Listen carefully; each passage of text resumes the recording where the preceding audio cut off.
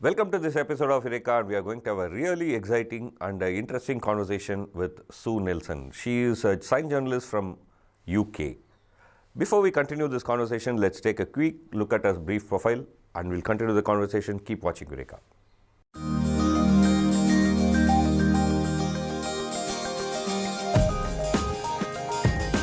Sue Nelson is an award-winning British journalist and broadcaster. As part of Boffin Media, she produces documentaries for BBC Radio, co-presents the Space Boffins podcast, and makes short films on science and space. Her TV films for European Space Agency helped explain Rosetta and ExoMars missions to a worldwide audience, while her radio documentary, Songs from Space, supported the film director Richard Curtis' Project Everyone for raising awareness of the United Nations global goals for sustainability. A former BBC science correspondent, Sue studied space science on a prestigious Knight Wallace Journalism Fellowship at the University of Michigan in 2002 and has also won a BT Technology Award, an Association of British Science Writers Award, and a 2017 New York Festival's International Radio Program Bronze Award for Women with The Right Stuff, A History of Women in Space. Sue is currently writing Wally Funk's Race for Space, which will be published in October 2018, and has just done her first zero-G flight. Thank you. It's a very interesting opportunity and I'm sure we are going to have lots of very interesting conversation here. Let me start with one of the important issues which have been flagged by our current Prime Minister Narendra Modi, that it's important in contemporary context that we should promote love of science and appreciation of science among youth. That's one of the call that he gave to scientists, and also said that while we are working for a new India, we need to also take the responsibility of communicating science to larger public. What do you think it's important to communicate science? I mean, write about science in contemporary times. What do people do? See, if you read politics, you can make a choice. You can make a decision of, let's say, what kind of future that you want. Maybe if you read economics, maybe you can make decisions on your life. But an ordinary person, if they read science, can they make some decision? Do you think it will make an impact on their life? Oh, absolutely. You only have to look on the streets of Delhi and anywhere in India and you see everyone glued to their phone. They're using science and technology on a daily life. And if we don't follow what's going on, we don't understand what's going on, how do we know what we're putting in our bodies with the medicines that we take? How do we know how long the battery is going to last in this phone as opposed to that phone? Well, you will know if you understand, well, I've read about this battery and that's much better than that battery, the lifetime on that battery. So everything we do is informed by science and technology, from our health to the technology we use and the way that we live our lives, the transport that we use. So if we're not informed about something as simple as that, then you're at a disadvantage. Yeah, that's, I think, a very important point. We are living in a society where more and more technology is around us and more issues of science are impinging on the way we organize our society. For example, climate change, I suppose, is a huge issue where we as citizens have to make a lot of choices, right? Oh, absolutely, because it affects the way what policies governments want to use. It also affects if you know that there are predictions of water level, sea levels going to rise on a particular coastline, then you've got to then prepare for it. You don't want to constantly be reacting to floods. You want to predict, well, this is likely to happen. We need to set mitigations in place right now. Or for just something like butterflies and bees, you know, we need, from the very small to the very large, like sea level rise, we need to be prepared for everything, because even the really small makes a huge effect. If you don't have the bees, if you wipe out the bees, then we're in trouble with crops. Yeah. If you're in trouble with crops, then people are going to go hungry. So it's an incredibly important issue that everyone must listen to. That's, I think, an important point. Let me take a different take now. I mean, let me talk about you, your work. You have been a science writer for a very long time. You have done science journalism. Broadcaster as well, predominantly. Broadcaster, yeah. and you have been communicating science through various media to a larger public, a science journalist.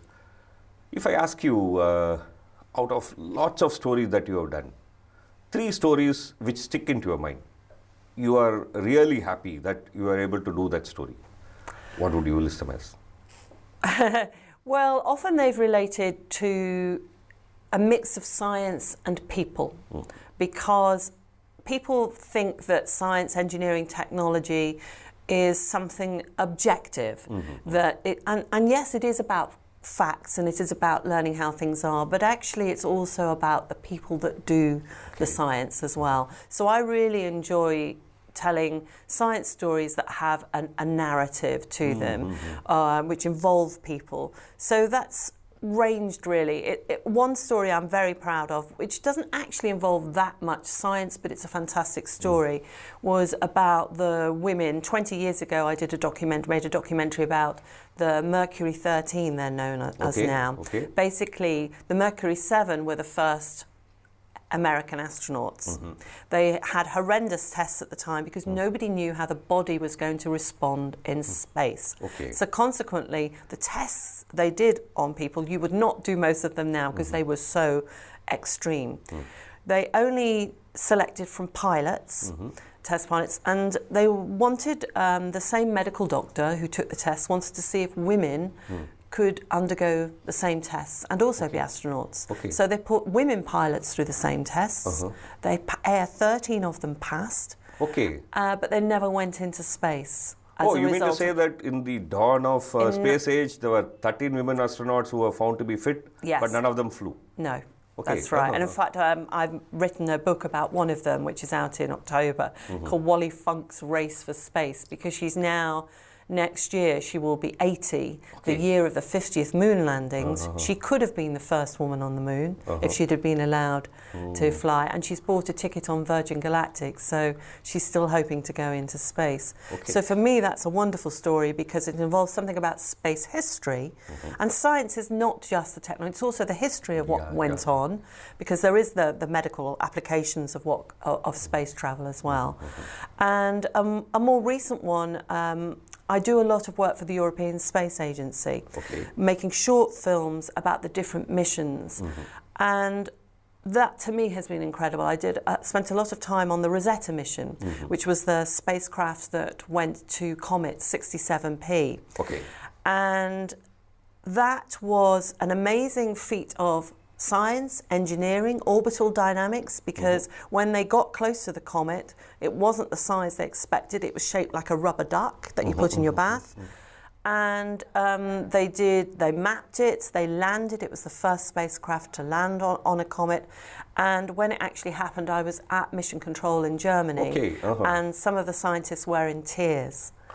And I think that, to me, you just think, and it shows people the heart and soul and passion that goes into, sometimes can be decades of research. This is a very important point. I am also recalling my presence in the control center when the Indian spacecraft went into the orbit around Mars. What is called as Mars Orbiter mission. You see, one of the photographs from that mission really struck a chord with me. It was incredible. It was on the front page of a lot of British newspapers. It showed a load of female space engineers celebrating in beautiful coloured saris. I was just sitting on the other side of that glass panel, and I can see that till that time they were all sitting in the chair, not even moving, not even turning their head, so glued to their thing. The moment they got the news, the signal came back, and the spacecraft is fine, and then it's in the orbit of. It's unbelievable. It is a wonderful it's a wonderful photo. It's inspirational, not just for people in India, but for Brits as well. We saw that, and that has probably inspired more girls in the UK to do engineering than anything else recently, because it was so fantastic to see. It's a very interesting conversation. We'll keep continuing this conversation, but before that, we'll take a very short break. Keep watching Eureka. We'll come back after a short break.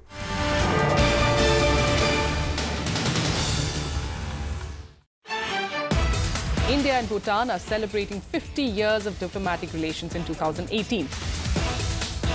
India and Bhutan provide a certain exception because the relationship has been, in both narratives, mutually beneficial and one based on a large element of trust. This is a very different Bhutan, and it is a constitutional monarchy, and hence they have the right to explain what they want to do. 14 countries who are neighbors to China. Only with Bhutan they don't have a diplomatic relation.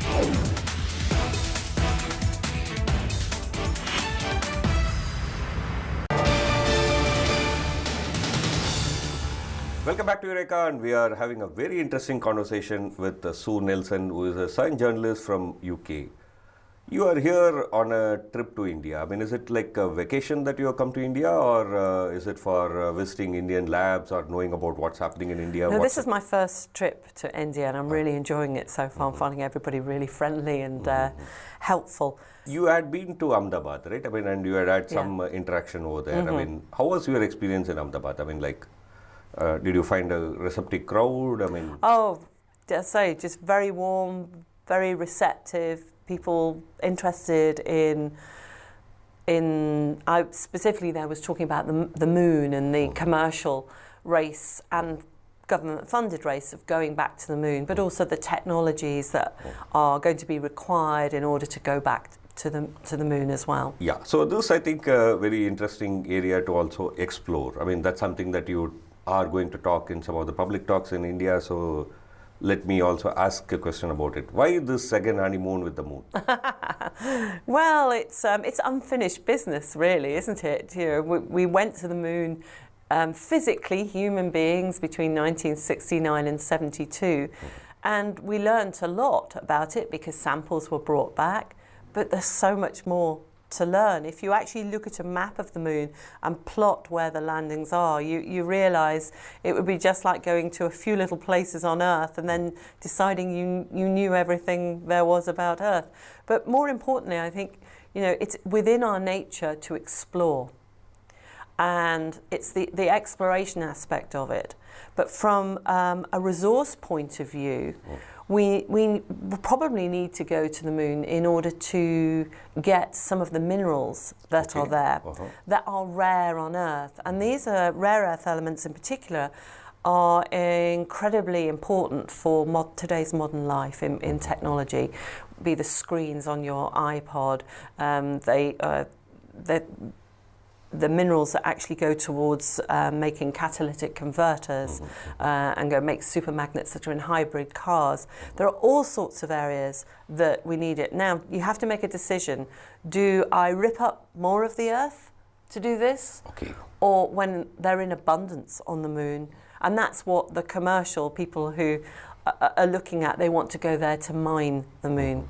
I like what the European Space Agency are doing, which is thinking of it as an international communal. The head of the European Space Agency, Jan Werner, sees it as a moon village, where all nationalities will live and work, and not just scientists either. It could be artists, space tourists, as well as people who want to be commercial and mine the moon for some of its resources. But the technology and the engineering that will get us back to the moon is also incredibly useful on Earth.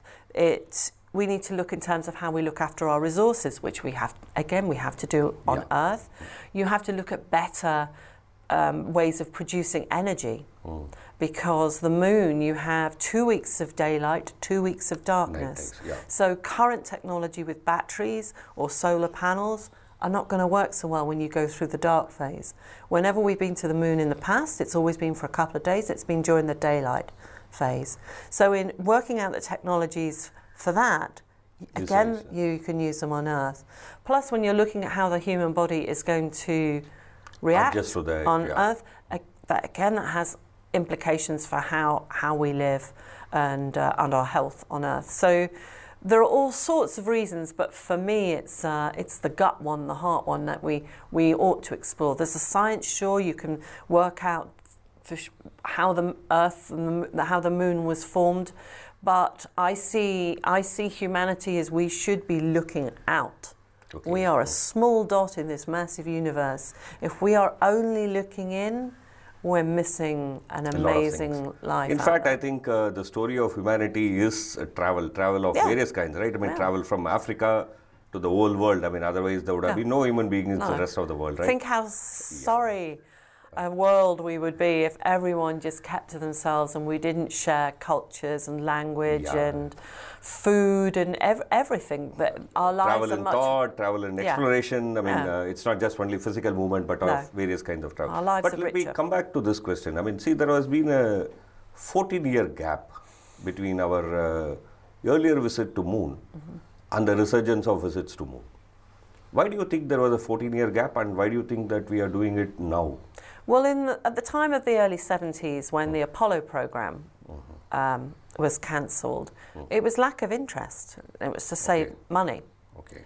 So people actually got bored with it. They made it look routine, too easy. And it was a shame because the very final mission had the first scientist on it. It had the geologist, Harrison Smith. And he is the one who performed that famous experiment of dropping a feather and a hammer, right? Yes. To show that what Galileo kind of predicted 400 years ago is actually true. Both of them fell at the same time, right? So there's there's the communication aspect of it, but you need the will. It's expensive. You need governments behind it. The problem with governments is they're very, very short term in their views. Most governments are not thinking 20 years down the line. They're thinking, when do I next get elected? And that's an issue. The reason there's a resurgence now is that it's no longer just government. You've got private commercial companies. So particularly in America, you've got SpaceX. You've just seen a fantastic launch and the two boosters landing down together, which was just wow. You've got Jeff Bezos with Blue Origin. You've got Virgin Galactic with Richard Branson, but that's more space tourism in suborbital flights. But you've got all these. You've got Moon Express in Cape Canaveral that I've been to visit them, and the Google Lunar X Prize encouraged people as well around the world to think of how do you build a lunar rover, how do you go back, and I know India, Team Indus were one of their teams shortlisted. So you've suddenly got a momentum now. It's not totally reliant on government funds. You've got other forms of funding.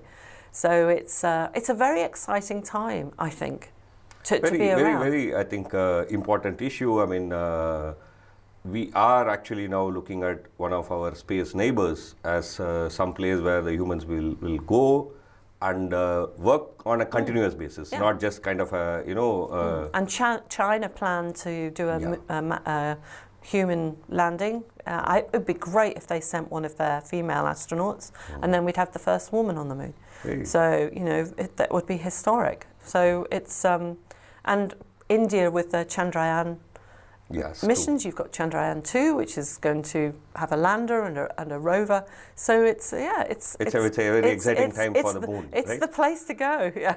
I wish I was going. Very interesting. We'll take a very short break. Keep watching Eureka. After the break, we are going to discuss about what implications are there if you are going to look at all the space exploration from a commercial angle. What science communication is today. Keep watching Eureka. We'll come back after the short break.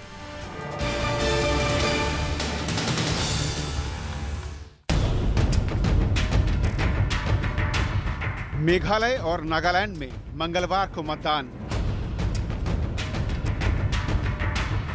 राजनीतिक दलों के बीच चुनावी वादों का संग्राम। क्या हैं वो मुद्दे जिन पर दलों की टिकी है आस? कौन से हैं मसले जो वोटर के लिए हैं खास?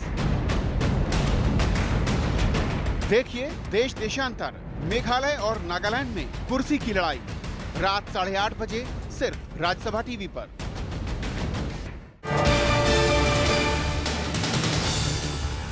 Welcome back to Eureka, and we are having a very interesting and a very exciting conversation with Sue Nelson, who is a science journalist from UK.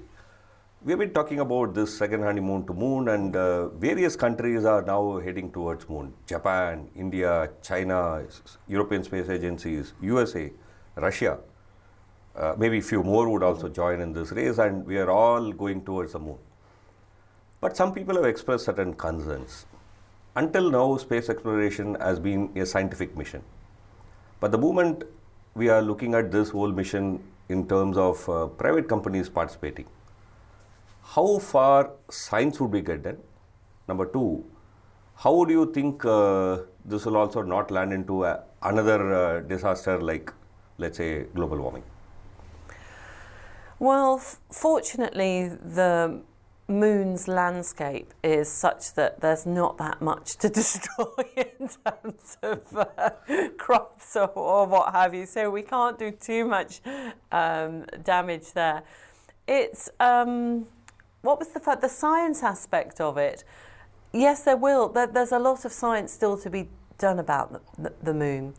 A lot of what we can get from the moon at the moment is being done from orbit. Okay. Mapping using spectrometers, but there's nothing like actually going there, and doing it yourself. Plus, it would be a great place to set up observatories to do astronomy, because then you haven't got the Earth's atmosphere, which causes distortion for telescopes on Earth. So there's all sorts of science that you can do on there. But yes, it is a good idea to have other people there, because one of the disappointments, I would say, there are a few disappointments about the moon landings, is the communication aspect of it with the first astronauts. They were often quite taciturn test pilots who, one of them, when asked what was the moon like, he said it was neat. You know, so actually you need people who can communicate. You need poets, you need musicians, you need artists, you need writers, you need me.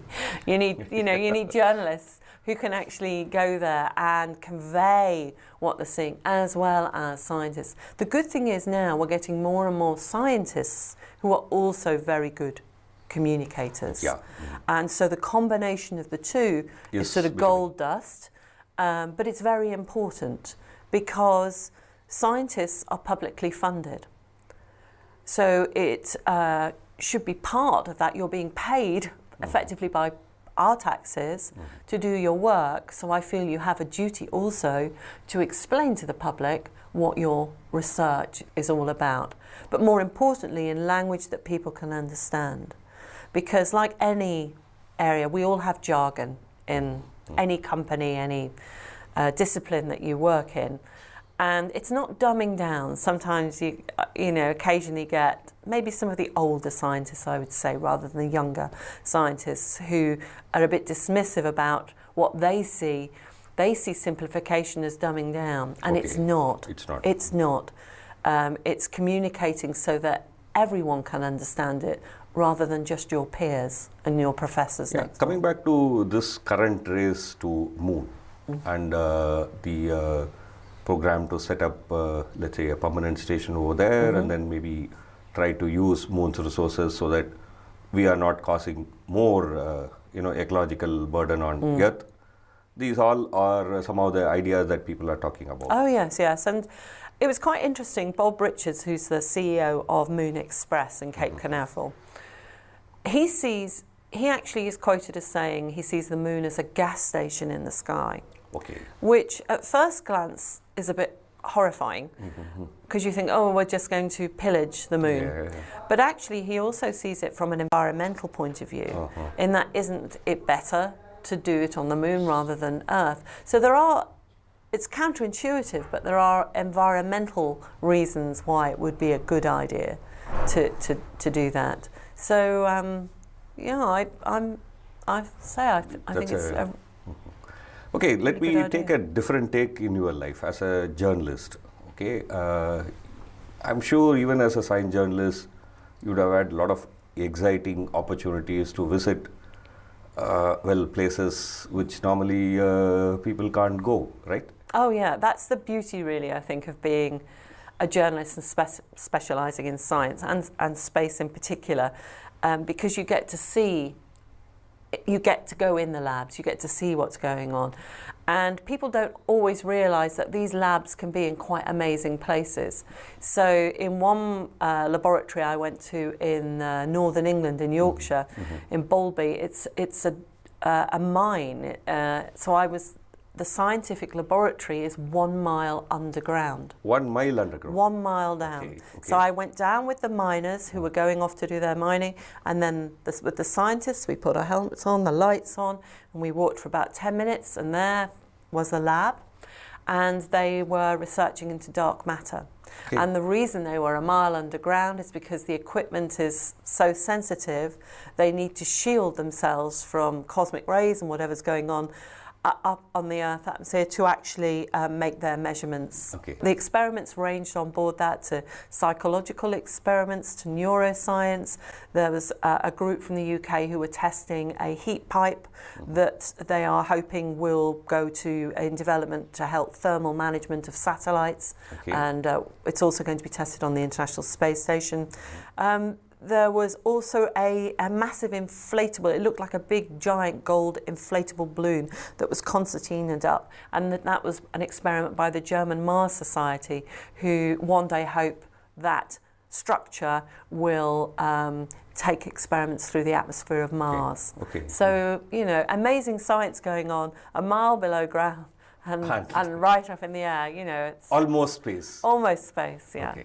So would you like to go to space? Oh yeah, in a like that. In fact, I wrote to NASA when I was 13 years old, I think, Okay, yeah. 13, asking them how to become an astronaut. I told them that I loved physics, and about 6 weeks later I got a big parcel back from them, and they said, keep studying physics, it's a good subject to do, and they included the technical manual specifications for their newest vehicle, the space shuttle. Oh God. Okay.